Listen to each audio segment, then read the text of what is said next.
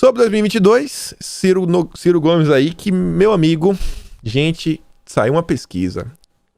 Não tem terceira via. Não, é zero, zero.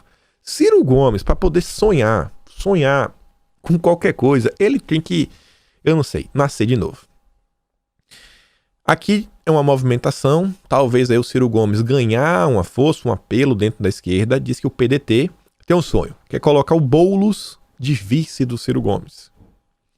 Em busca de um palanque para Ciro Gomes, em São Paulo, o PDT procurou o Boulos, adversário do pedetista, na disputa à presidência de 2018.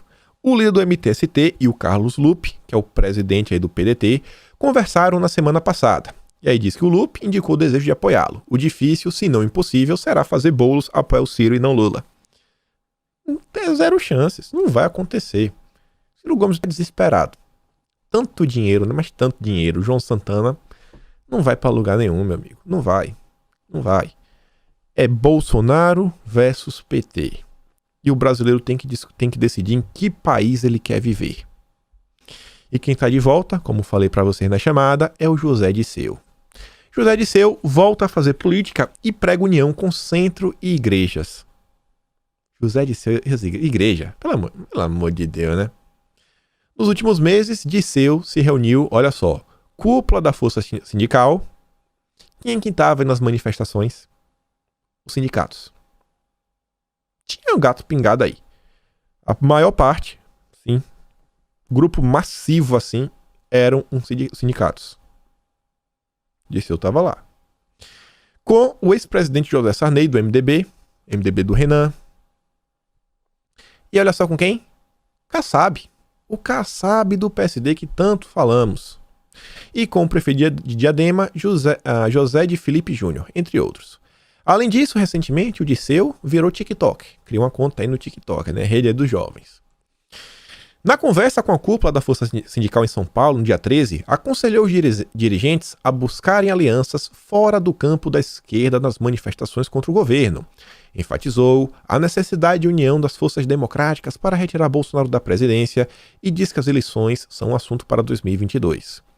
Segundo o secretário-geral da Força, João Carlos Gonçalves, o Juruna, Disseu defende uma mobilização que inclua partidos de centro, adversários, entre aspas, né? PSDB, Movimento Estudantil e entidades como a OAB. Do Santos Cruz, Felipe Santa Cruz, Santa Cruz, que vai se filiar no PSD do Kassab e está sonhando aí em ser vice-governador na chapa com Marcelo Freixo. Ele, o Disseu, disse que a esquerda não vai resolver as coisas sozinha. Falou de fazer uma aliança forte e abrir diálogo com outros campos. Também frisou, olha só, frisou. Temos que procurar não só o apoio da CNBB, Conferência Nacional dos Bispos do Brasil, aí a parte católica, mas encontrar entendimento com os evangélicos. Os evangélicos são uma parte grande, mas grande do Brasil, é uma base de votos gigante. Aí, vocês entendem aí uma nomeação para o STF, nunca é algo tão simples. O jogo político ao tempo todo são várias e várias, variáveis, coisas que influenciam em qualquer tomada de decisão.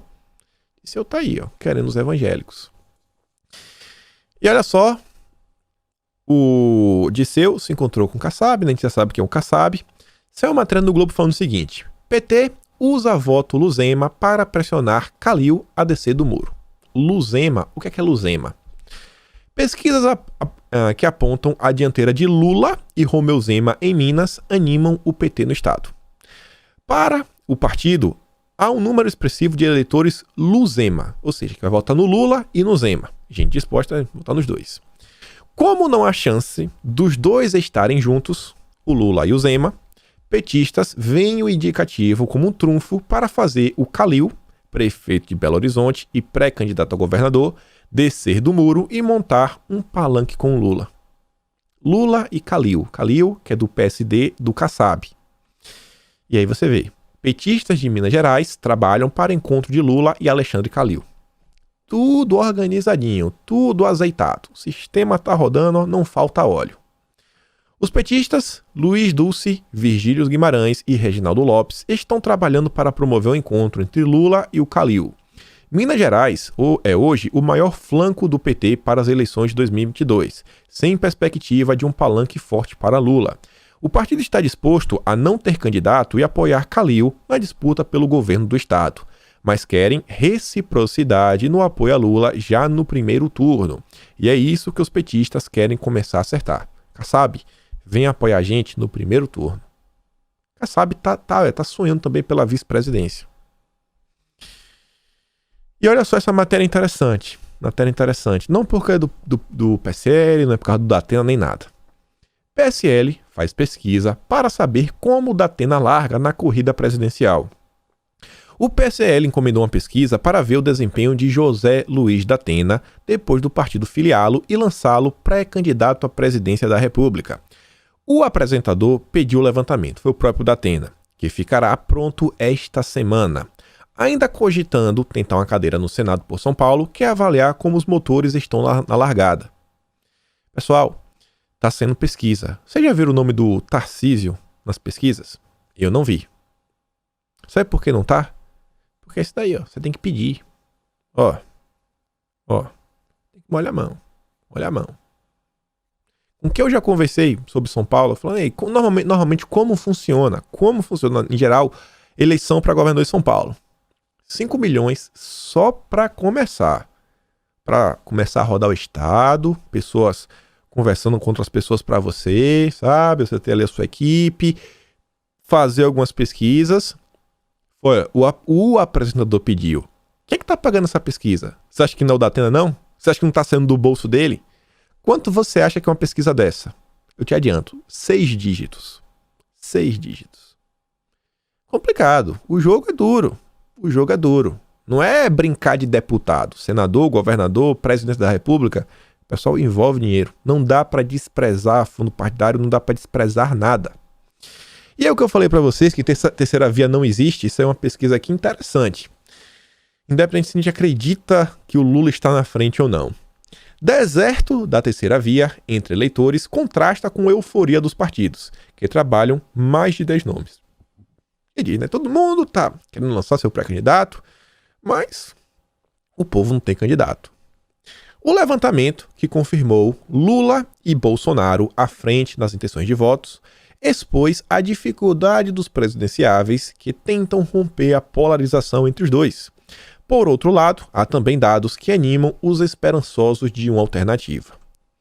O único nome citado espontaneamente que obteve percentual significativo foi Ciro Gomes, que alcança um patamar de 2%, enquanto Lula, 26%, Bolsonaro, 19%.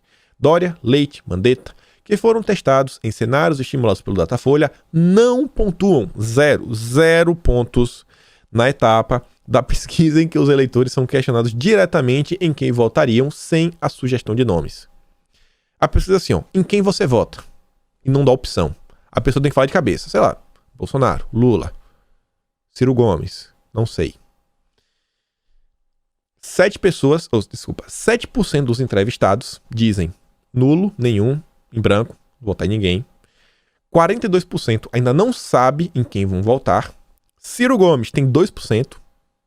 Bolsonaro 19%, Lula 26%. Não precisa acreditar, mas gente, vocês acham que eles vão mentir isso aqui? Os outros é Moro, Mandetta, Leite, Dória. De forma assim espontânea. Não tem eleitor. Não tem. Não existe terceira via. Isso é balela.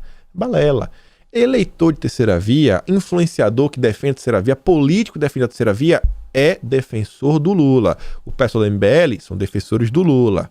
E se depois vem com a história de votar nulo não funciona, porque eleição vai existir. Se você não tomar um lado, você está votando pro Lula. Porque eleitor de esquerda não anula o voto. Quem for de esquerda vai votar no candidato da esquerda. Simples assim. Simples assim. Não existe ninguém de direita, não existe ninguém conservador que fala em votar nulo. Não existe isso.